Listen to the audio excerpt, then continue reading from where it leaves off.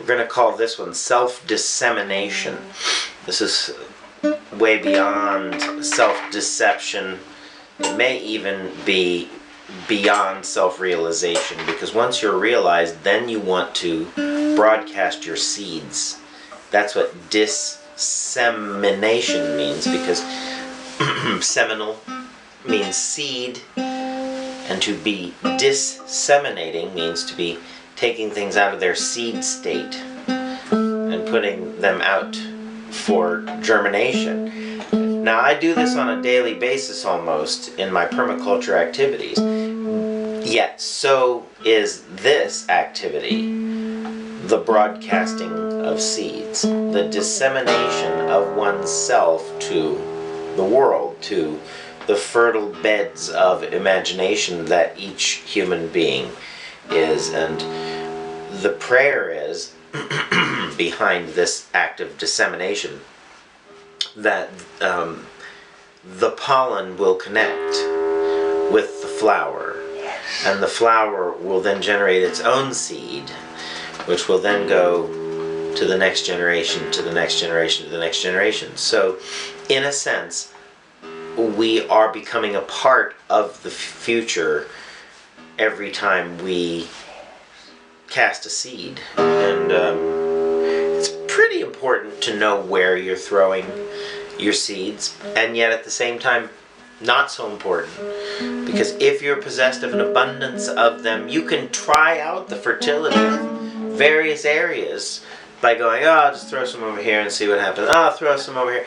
And little did you know that, oh, that area over there will support this type of growth, and that over there will support a different kind. But you wouldn't have known that if you hadn't taken a risk on those areas. I'm speaking somewhat in a parable, because this is what happens in the permaculture garden. However, it's that old paradox between will and fate, which is not a real paradox, because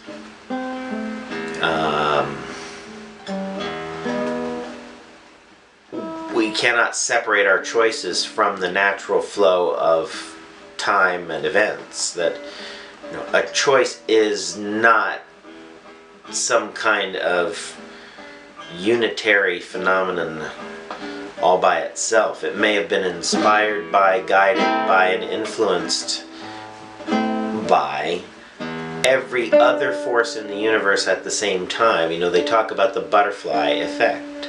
And the butterfly effect means that all forces are converging everywhere on the earth all the time. And that gets back to the singularity.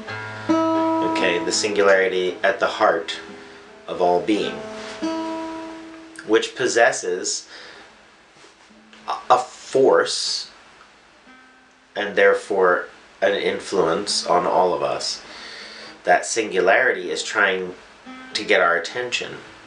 What is meditation? What is contemplation? What is inward revelation, if not seating ourselves upon that chariot of zero-point energy, of quantum consciousness at the heart of being, and just realizing that we are wreathed in etheric flame, that we are sentient, Gnostic, divinely attuned beings. Okay, and so we can go beyond the mere conception of self and go to the dissemination of self, because at a certain point you want to deconstruct a part of yourself, like Jesus is said to have, you know, told his apostles, this is my body, eat of it, you know, this is my blood, drink of it. What he was basically saying is that everything he's giving is his very self. You know, every smile, every embrace, every wise word, and every act of miraculous magic, you know, all of that is a dissemination of self. The seed is turned to to fruit and flower before your very eyes. So what we really wish to try, all of us, if we are advanced students of 8 minutes of enlightenment, what we really want to try to do is disseminate ourselves on a routine basis. And that means subscribing to this channel and putting your comments below and saying, I like what this guy's doing and I want to tell my friends about it. But it's also about you doing your own outreach and your own mission work to awaken people. If you get insights, record them, put them in a journal. Do you do dream work? Do you ever reflect on your dreams? Do you ever gain insight from nature? Do you ever listen to birds in the morning? They might have messages for you, you know? It's not impossible to understand nature if you realize you are nature. If you think you don't speak the language of nature, that's where you screwed up, right there. If you think you can't understand the world the way Jesus saw things, that's where you screwed up, right there. Because you can, until you think you can't. In fact, Jesus' words himself about a man is as he thinketh himself to be. As a man thinketh himself to be, so he is. That is a mandate, a quantum consciousness mandate. If you think yourself capable of the very kinds of insights that most elevated souls on this planet have had or can have, then you are making yourself a candidate for those kinds of experiences. They've happened to me.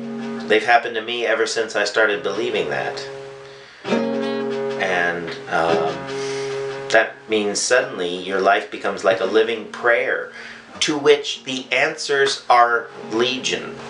You will gain insight on a daily basis, if not an hourly basis, to what it is that the Great Mystery has ordained for you, to what it is that informs your very being, and to what it is that motivates your tongue, your free spirit.